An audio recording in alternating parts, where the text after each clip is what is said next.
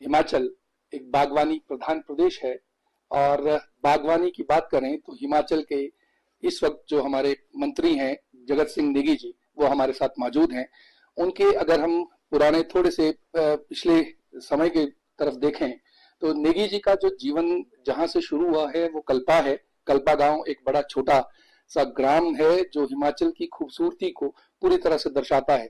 और अगर हम जगत नेगी जी की शुरुआती दौर की बात करें तो काफी संघर्ष से इन्होंने अपने जीवन की शुरुआत की है। और वहीं से इन्होंने बागवानी की शिक्षा जो है अपने क्षेत्र अपने ग्राम से ली है। इस वक्त मौजूद है हमारे साथ नेगी जी, आपका बहुत बहुत स्वागत है इंडिया न्यूज के कार्यक्रम में। जब से आपकी सरकार आई है तब से आपने बहुत ज्यादा जो है वो बागवानी पर हिमाचल सरकार का फोकस रहा है। हालांकि पहले भी इस पे काफी काम हुआ है, परंतु कुछ ऐसी नीतियां या ऐसा क्या रहा है आपकी सरकार के पिछले 2 साल में जिसमें ऐसा लगता है कि आपने कुछ हटकर जो है वो काम किया हो? यहाँ सबसे बड़ी जरूरत जो थी प्रदेश में हमारे, जो खासकर सेब को लेकर, जी सेब के मार्केटिंग की एक समस्या थी जी जिसमें एक तो जो है मार्केट में बाय वेट सेब जो है नहीं बेचा जा रहा था। जी तो पहला साल में तो हमने जो है भारी मतलब विरोध था लोगों का जो इस व्यापार में लगे हैं, खासकर आढ़तियों का, कि बाय वेट नहीं बिकना चाहिए। जी तो किसी तरह से हमने उसको सख्ती से लागू किया जी और फल जो है बाय वेट बेचना शुरू किया। दूसरी समस्या या लंबे समय से मांग थी कि एक पैकेजिंग का स्टैंडर्ड होना चाहिए, जिसको ज्यादातर बागवान यूनिवर्सल कार्टन के नाम से जानते हैं। एक हमारा जो पैकेजिंग है सेब का वो टेलीस्कोपिक जो है पैकेजिंग था, तो जिसमें आप उसको खोलते जाएंगे तो वो जो है बढ़ते जाता था और उसमें आप 35 से 38 किलो तक भी वजन उसमें ले सकते थे। और आड़ती क्या करते थे कि आपसे जो है सेब तो ज्यादा बढ़ाते थे परंतु रेट देते थे कम का। तो ये यूनिवर्सल कार्टन का जो एक स्टैंडर्डाइज हमने पैकेजिंग को लागू किया, उसका भी जो है बागवानों को फायदा हुआ है। अच्छा डॉक्टर नेगी जी, अगर हम बात करते हैं किसानों की, तो किसानों का बड़े लंबे समय से मांग थी न्यूनतम एमएसपी के लेकर, उसके लिए क्या आपकी सरकार कोई काम कर रही है? हिमाचल में जहाँ तक फलों को लेकर है, एमएसपी नहीं है या एमआईएस है, जो मार्केट इंटरवेंशन स्कीम है, जिसमें हम बागवानों से, चाहे हमारे एप्पल बेल्ट का हो चाहे निचले बेल्ट में सिट्रस फ्रूट्स है, आम है, इसमें जो आपका कल्ड एप्पल होता है उसको हम जो है खरीदते हैं एचपीएमसी और हिमफेड के माध्यम से। तो वो एक किस्म से हम बागवानों को एक राहत है कि जो मार्केट में सेलेबल नहीं है उसको जो है हम जो है पिट्ठू से जो मतलब पिट्ठू नहीं, कल्ड एप्पल है, जिसको आप ये कह सकते हैं कि जिसकी गुणवत्ता कम है, मार्केट में एकदम से नहीं बिकता है, तो उसको हम प्रोसेसिंग के लिए खरीदते हैं। तो उससे जो है डायरेक्टली तो नहीं, इनडायरेक्टली काफी फायदा बागवानों को होता है। जहाँ तक एमएसपी का सवाल है फलों का, अब वो तो केंद्र सरकार के ऊपर है, क्योंकि हमारे पास अभी उतने संसाधन नहीं है कि हम जो है फलों को एमएसपी पे लाए। जी अच्छा नेगी जी, एक और चीज, जब हम बात करते हैं सेब की, 5,000 करोड़ से ऊपर की हमारी यहाँ की बागवानी जो है वो सेब पर निर्भर करती है, तो क्या हम अंतरराष्ट्रीय स्तर पर भी इसको कोई निर्यात करने के बारे में सोच रही हैं, या सरकार की तरफ से ऐसी कोई नीतियां बनाई जा रही हैं, या कोई ऐसी योजना है जो आगे जाकर बागवानों को और किसानों को फायदा दे सके? अभी जो हिमाचल में सेब की जो खेती है अभी हम बहुत उसमें जो है पर हेक्टर प्रोडक्शन, जो अगर हम अपने पड़ोसी जम्मू कश्मीर के साथ भी लें तो भी उनसे भी पीछे हैं हम। तो इंटरनेशनल लेवल तक जाने के लिए तो हमारे पास क्वालिटी पे जाना है, दूसरा क्वांटिटी पे भी जाना है। तो अभी तो हमारे पास जो अभी 2 करोड़ 2.25 करोड़ पेटियां यहाँ होती है वो हमारे देश के अंदर ही एब्जॉर्ब हो रही है। पर अगर आगे बढ़ना है तो उसमें हमें हाई डेंसिटी प्लांटेशन पे जाना है, नए रूट स्टॉक्स पे जाना है, नए कल्टीवेटर्स को करना है। तो बहुत सारी बातें अभी है अगर इंटरनेशनल लेवल तक जाने के लिए। अच्छा नेगी जी, एक और चीज जो आपने जैसे सवाल किया, जो बताया कि किसान जो है वो अभी हमारे भारत में ही एब्जॉर्ब हो जा रहा है सारा फल, तो हम बात करते हैं तो बिचौलियों की एक व्यवस्था है हमारे प्रदेश में, उनको क्या हम कुछ कर सकते हैं? कुछ इस तरह की योजनाएं सरकार की हैं जिससे इन चीजों से निजात मिल सके?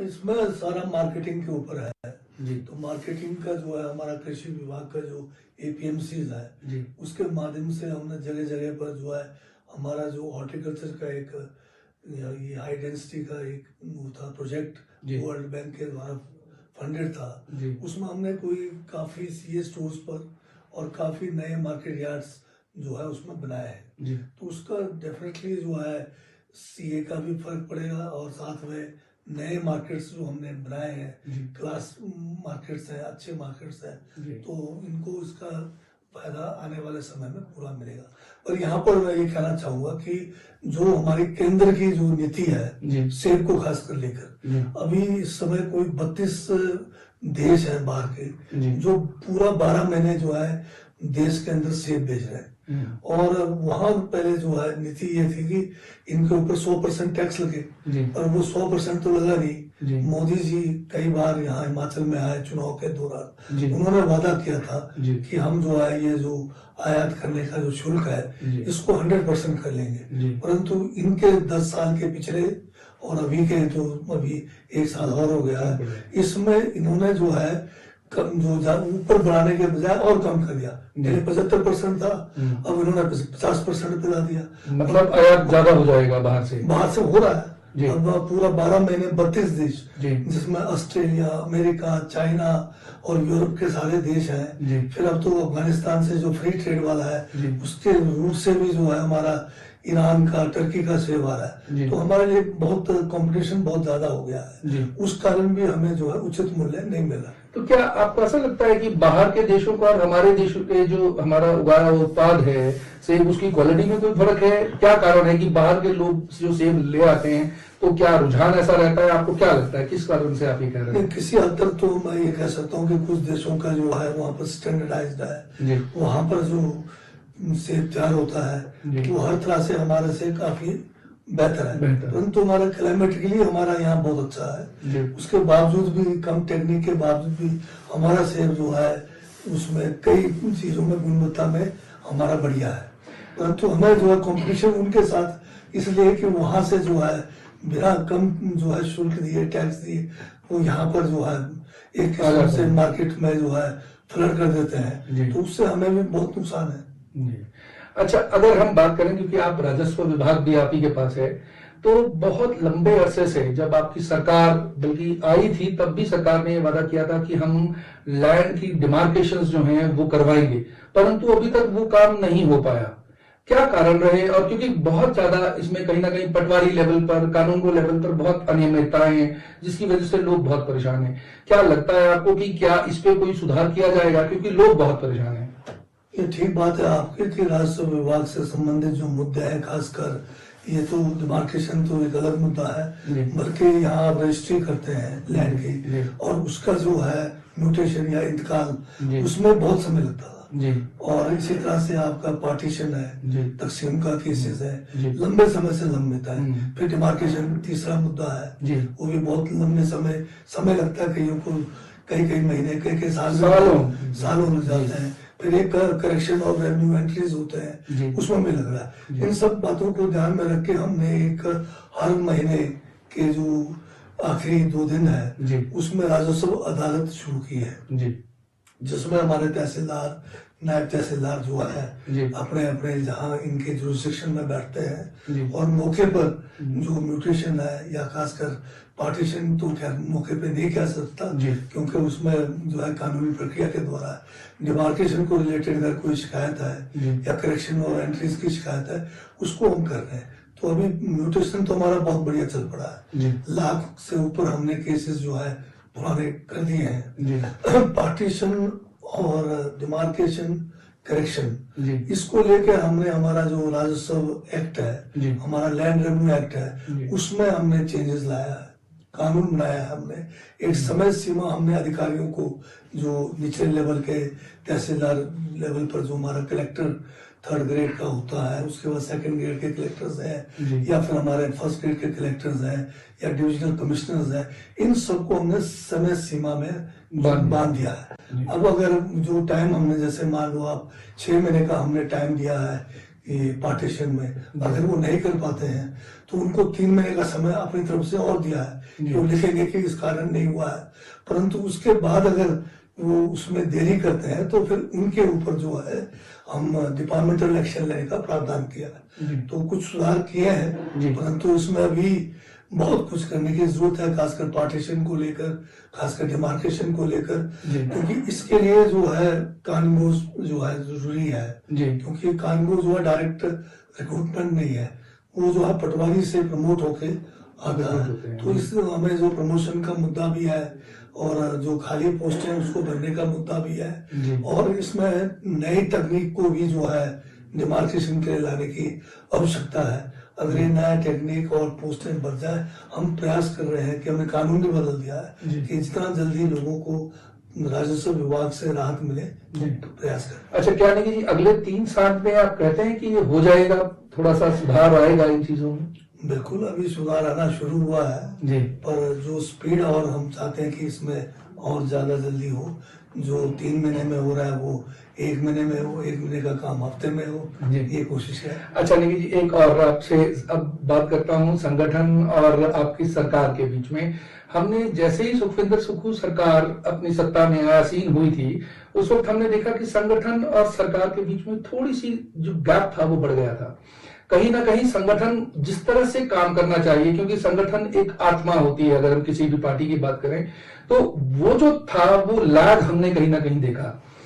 क्या आपको लगता है, क्योंकि अब आपके चुनाव आने वाले हैं, तो आपको लगता है कि संगठन की इकाइयों पर कुछ इस तरह का कुछ ऐसा गतिरोध लग पाएगा कि या ऐसा सिस्टम बन पाएगा कि संगठन और सरकार जो है वो मिलकर काम कर पाए? अभी जो हमारा संगठन है उसमें कमियां बहुत है जी। एक तो लंबे समय से हमारे जो संगठन जो होता है ढांचा, उसके चुनाव नहीं हुए जी। दूसरा, हम थोड़ा जो है मेंबरशिप में भी पीछे चले गए, तो ज्यादातर हमारे संगठन में नॉमिनेटेड लोग हैं, तो नॉमिनेशन के कारण जो है कुछ बहुत सारी जो है इसमें कमियां भी है, तो एक तो पहले ये एड्रेस करने की जरूरत है। जी। अच्छा निखिल जी, एक चीज हमने बड़े लंबे समय से देखा है कि 2022 में जैसे सुखविंदर सुक्खू का नाम आया था, उस वक्त 2 धड़ों में बट गई थी कांग्रेस, कहीं ना कहीं Holy Lodge versus walkover हमने देखा। क्या आपको लगता है कि ये है मामला, या ये सिर्फ जो है विपक्ष के द्वारा किया गया शगुफा है? क्या कहेंगे? अब 40 की हमारी जो है संख्या थी उस समय, अब दोबारा फिर 40 पे पहुंचे हैं हम जी। तो उसमें ये 2 धड़ों में बंटने का मतलब ही नहीं था जी। क्योंकि हाईकमान ने भी जो है 40 विधायकों से सबसे बात करके देखा भी किस तरफ किसको करना है जी। तो सारे बातों को ध्यान में रख के किया गया है। जी। अच्छा निखिल जी, एक अंतिम आपसे सवाल लेना चाहूंगा। नेता प्रतिपक्ष जयराम ठाकुर की हम बात सुनते हैं रोज, वो कोई ना कोई आरोप जो है वो सरकार पर लगाते हैं। अभी आजकल आप जो हैं, अभी 11 तारीख को आप 2 साल पूरे होने का कार्यक्रम करने वाले हैं। क्या कारण है कि जयराम ठाकुर ये कहते हैं कि पूरा आलम जो है वो निराशा भरा है, उसके बावजूद आज जो है सरकार जश्न मनाने की तैयारी कर रही है?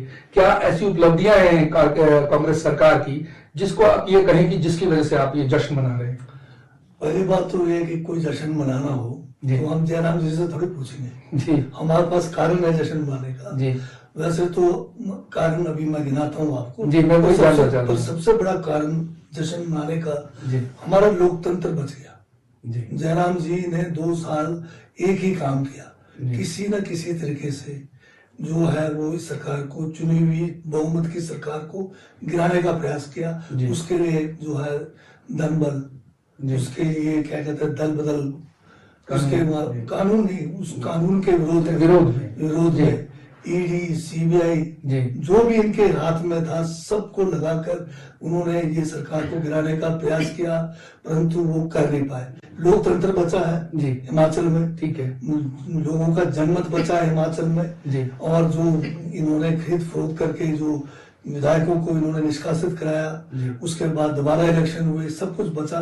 सबसे बड़ा जो है कारण है कि हमारा लोकतंत्र बचा, संविधान बचा, और जो नापाक इरादे थे जयराम और भाजपा की, उसको किनारे जो है तमाचा लगा है वो है। और दूसरी बात जो है कि हमने जो गारंटियां दी, हमारी सबसे बड़ी गारंटी थी कि हमारे जो एम्प्लॉयज जी। हैं जो लंबे समय से आंदोलन कर रहे थे 2003 के बाद, जी। 2003 में जब केंद्र में भाजपा की सरकार थी जी। और हमारे उसमें अटल बिहारी वाजपेयी जी देश के प्रधानमंत्री थे, जी। इन्होंने पेंशन योजना जो पुरानी थी हमारी उसको समाप्त करके एक एनपीएस न्यू पेंशन योजना शुरू की। बिल्कुल। तब से लेकर 2003 से लेकर अभी तक ये लोग जो है आंदोलित जी। थे। और भाजपा के पिछले 5 साल में जब भाजपा में हमारे पूर्व मुख्यमंत्री जयराम जी खुद थे जी। तो उस समय बड़ा आंदोलन चला। तो हमारी गारंटी थी चुनाव में कि हम अगर आएंगे तो हम जो है पुरानी पेंशन योजना को बहाल करेंगे। और पहली कैबिनेट में हमने जो है फैसला किया और एक जो पहला बजट था उसमें 1000 करोड़ का बजट प्रावधान करके पुरानी पेंशन योजना लागू की। पहला हमारा। दूसरे नंबर पे रोजगार की बात थी। हमने 2 साल में, भाजपा ने 5 साल में जो है 30,000 नौकरियां दी, हमने 2 साल में जो है 30,000 के नजदीक हम सरकारी नौकरी में पहुंचे। तीसरा जो प्यारी बहना योजना 1500 रुपए महिलाओं को देने का वो हमने शुरू किया, चरणबद्ध तरीके से किया। और हमारे नकल करके इन्होंने जो है आपके हमारे पड़ोस में हरियाणा में इन्होंने भी वादा किया, इन्होंने जम्मू कश्मीर में वादा किया, इन्होंने अभी महाराष्ट्र में वादा किया। तो हमने जो वादे किए चरणबद्ध तरीके से हम पूरा कर रहे हैं। और अभी बागवानी में ही देख लीजिए, हमने जो है 1300 करोड़ का एसपी शिवा प्रोजेक्ट का जो है सब ट्रॉपिकल एरिया के लिए, जिसमें 6000 हेक्टेयर भूमि पर हम जो है बगीचे लगाएंगे। उसमें सीट्रस है, उसमें हमारा अमरूद का होगा, हमारा अनार का होगा, इसमें गवा उसके क्या कहते हैं आपके नए जो आजकल ड्रैगन फ्रूट है, बेरीज है, वो आ रहे हैं। तो हम तो हर जो है वादे पूरे करे जा रहे हैं। पर जयराम जी बहुत जल्दी में है और वो नापाक इरादे उनके कभी पूरे होने वाले नहीं। जयराम जिस तरह से जयराम ठाकुर कहते हैं, क्या आपको नहीं लगता कि सच में अंतरकलह था? तभी तो कहीं ना कहीं ऐसा हुआ है कि कांग्रेस से टूटकर जो है वो बीजेपी में गए हैं। आपको नहीं लगता ऐसा? अब आप जानते हैं रामायण में भी जो है विभीषण के पास सब कुछ था, सोने की लंका में रहता था, फिर भी वो जो है इधर को आ गया। तो विभीषण तो होते ही है कहीं ना कहीं। पर वहां पर जो है ललचाने के लिए तो जयराम जी बैठे हैं ना, उन्होंने पैसे का लालच, ईडी का दबदबा, हर किस्म का, ये क्या इनको मैंडेट है कि चुनी हुई सरकार को इस तरह से गिराया जाए? उनको 5 साल आप बैठे हैं विपक्ष में और वहां पर सोचे कि किस कारण आपको जनता ने बाहर किया। पर ये इतने जल्दी में है कि किसी तरह से भी सत्ता पे आना इनका मकसद रह गया है। उसके लिए रोज झूठ पे झूठ बोलना और जो इस किस्म के हथकंडे करना जो एक लोकतंत्र के लिए और एक संविधान के लिए ठीक नहीं है। अच्छा, एक अंतिम सवाल सर, इस जो आपका 2 साल का कार्यक्रम है, इसमें कौन कौन मुख्य अतिथि जो है आप बाहर से बुला रहे हैं? बाहर से नहीं, हमारे अपने विजन पार्टी तो अभी जो है पार्लियामेंट का सेशन भी चला है। अब उस सेशन के इनका जो वहाँ बिजनेस के ऊपर डिपेंड करेगा कौन आ पाएंगे कौन नहीं आ पाएंगे। तो ये थे हमारे साथ जगत सिंह नेगी जी, जिन्होंने हमें बताया कि किस तरह से, कितनी बेबाकी से इन्होंने हर सवाल का हमारे जवाब दिया है। सोलन से अनुराग शर्मा, इंडिया न्यूज।